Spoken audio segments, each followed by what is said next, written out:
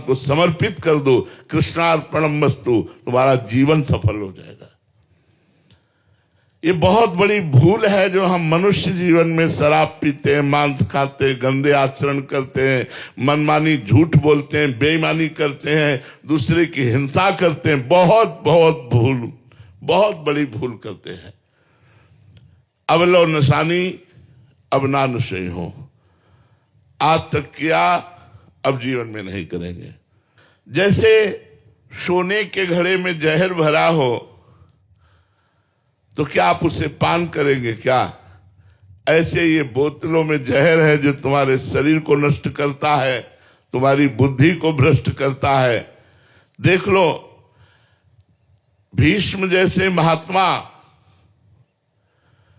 जब सरसैया पे बैठे उपदेश कर रहे हैं युधिष्ठिर को, तो द्रौपदी जी ने कहा, ये ज्ञान उस समय कहां गया था जब सभा में मुझे निर्वस्त्र किया जा रहा था? तो कहा, बेटी दुर्योधन का पवित्र अन्न खाने से हमारी बुद्धि भ्रष्ट हो गई थी। आज 6 महीना हो गए, बाणों के लगे से खून निकल गया, अब मैं पवित्र हो गया हूं। अब जो प्रश्न करोगे सही उत्तर मिलेगा। अगर अन्न दूषित हो तो बुद्धि भ्रष्ट हो जाती, इतने बड़े महापुरुष बोल रहे हैं। और दूषित पदार्थ खाओगे तो तुम्हारी बुद्धि शुद्ध रहेगी।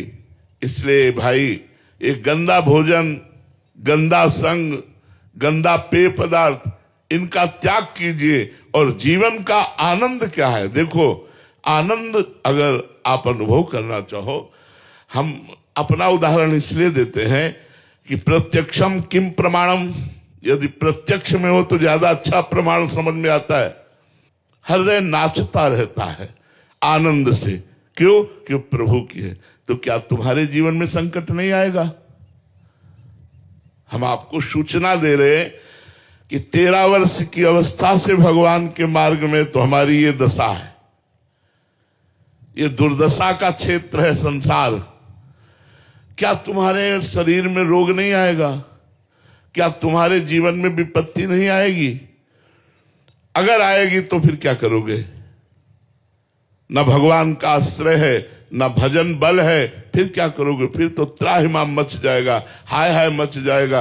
अभी सुना कि कैंसर है तो बस वही दिमाग में छा जाएगा, अब तो मरा, अब तो कैंसर। नाना प्रकार की विपत्तियां, रोग इस संसार में फैले हुए। इसलिए उनसे बचने के लिए राधा राधा राधा राधा। हम बचे हुए हैं, तुम क्या समझते हो?